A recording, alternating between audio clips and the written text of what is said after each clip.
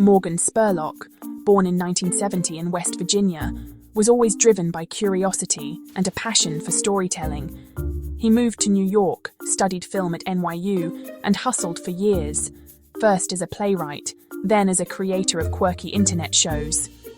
Spurlock's early work revealed his playful, provocative style and his knack for pushing boundaries. The turning point came when he saw a news story about a lawsuit against McDonald's, sparking the question, what happens if you eat only fast food for a month? He decided to make himself the subject of this experiment, blending personal risk with a bold filmmaking approach. This idea became Super Size Me, a gonzo documentary where Spurlock was both filmmaker and test subject. His humor and willingness to put himself on the line made the project instantly relatable. With cameras rolling, he set out to answer a question millions were starting to ask about their own diets. The stage was set for a documentary that would change his life and the conversation about fast food forever.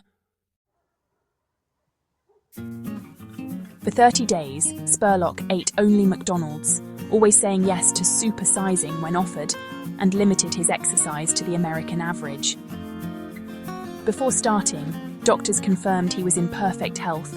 The effects were immediate: fatigue, depression, rapid weight gain, and alarming changes in his liver and cholesterol. His girlfriend, a vegan chef, and his doctors grew increasingly concerned as his health deteriorated. The film didn't just document his physical decline. It explored America's fast food culture, marketing to children, and the normalization of unhealthy eating.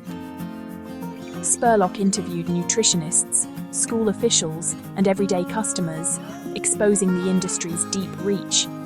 By the end, his doctors begged him to stop for his own safety. Super Size Me shocked audiences by making the consequences of fast food personal and visible.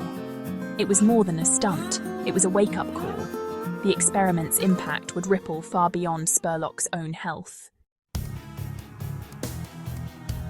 Super Size Me premiered at Sundance in 2004 and became a cultural phenomenon.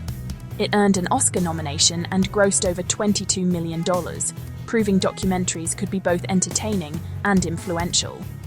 The film sparked global debate about fast food, nutrition, and corporate responsibility. Super Size Me entered the lexicon, and schools used the film to teach about healthy eating. McDonald's soon dropped its supersize option and added healthier menu items, though they denied the film was the reason.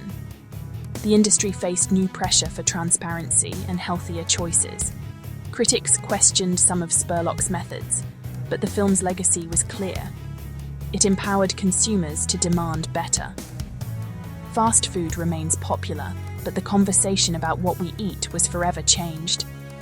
Spurlock's experiment made nutrition urgent and personal for millions.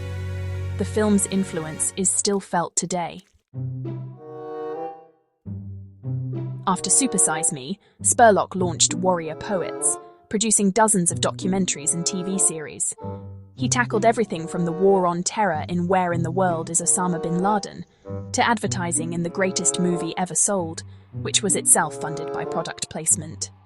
His sequel, Super Size Me 2, Holy Chicken, exposed the chicken industry's secrets.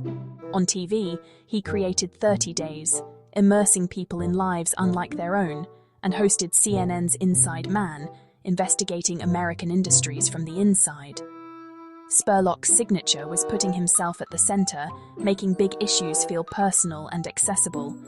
He blended humor with journalism, sparking conversations and challenging viewers to think critically. Warrior Poets became a platform for bold, thought-provoking stories. Spurlock's curiosity drove him to explore the hidden forces shaping our world. He proved documentaries could be both entertaining adventures and vehicles for change. In 2017, at the height of the Me Too movement, Spurlock published a public confession of sexual misconduct. He admitted to infidelity, settling a harassment claim, and a college incident he acknowledged as likely non-consensual. The fallout was swift. He stepped down from Warrior Poets, and his projects were put on hold. Super Size Me 2's release was delayed, and his career as a public figure ended overnight. Some saw his confession as honest accountability, others called it self-serving. The man who exposed corporate wrongdoing was now under scrutiny himself. Fans and critics alike were forced to reconsider his work and legacy. The controversy overshadowed his achievements and changed how he was seen. Spurlock's story became a cautionary tale about power, responsibility, and public trust. His career was over, but the debate about his impact had just begun. After his confession, Spurlock faded from public view. In May 2024, he died of cancer at 53, survived by his sons, family, and creative legacy. He's remembered as a pioneer of the personal documentary, making complex issues accessible and urgent. Super Size Me remains a landmark, sparking debates that continue today. Yet his legacy is complicated by his personal failings and questions about his methods. Spurlock's story is a reminder that public figures are rarely simple heroes or villains.